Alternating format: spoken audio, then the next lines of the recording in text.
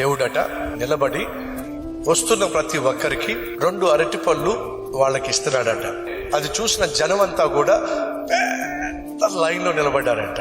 అందులో ఒక చిన్న పాపం పేద పాప వాళ్ళతో పాటు లైన్ లో నిలబడింది. దేవుని దగ్గరకు వచ్చేసరికి 2 అరటిపళ్ళు ఇచ్చాడట. అరటిపళ్ళు తీసుకొని ఎంతో సంతోషంగా చూసుకుంటూ వెళ్తున్నప్పుడు మరి కాలు రాయికి తగిలిందో ఏమో, ముందుకు పడిందో ఏమో, 2 అరటిపళ్ళు వెళ్ళి ఆ మురుగుంట్లో పడిపోయింది. ఎంత బాధ అనిపించిందో. అప్పుడు ఆలోచించింది, మళ్ళీ వెళ్దాం, మళ్ళీ లైన్లో నిలబడదాం అని తిరిగి వస్తే ఆ లైన్ ఇంకా పెద్దగా ఉంది. ఆ అమ్మాయి చివరికి వెళ్ళి నిలబడింది. అందరు వెళ్తున్నారు. చివరికి ఆ పాప వచ్చింది. ఆ పాపను చూసి, అమ్మా 2 అరటిపళ్ళు నీ చేతిలోంచి జారి పడిపోయినని చెప్పి నువ్వు బాధపడ్డావు కదా.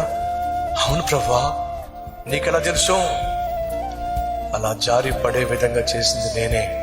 ఎందుకో తెలుసా? ఈ కంప నిండా ఉన్న అరటిపళ్ళు నీకు ఇవ్వాలని చెప్పి వాటిని నేను నీకు దూరము చేశా. సహోదరి సహోదరులు, మన జీవితాల్లో మనం ఆశించింది ఏదైనా మనకు కాకుండా పోతున్నా, దూరం అయిపోతున్నా దిగులు పడకండి. అంతకంటే శ్రేష్టమైన దాన్ని నా ప్రభు నీ కోసం దాచి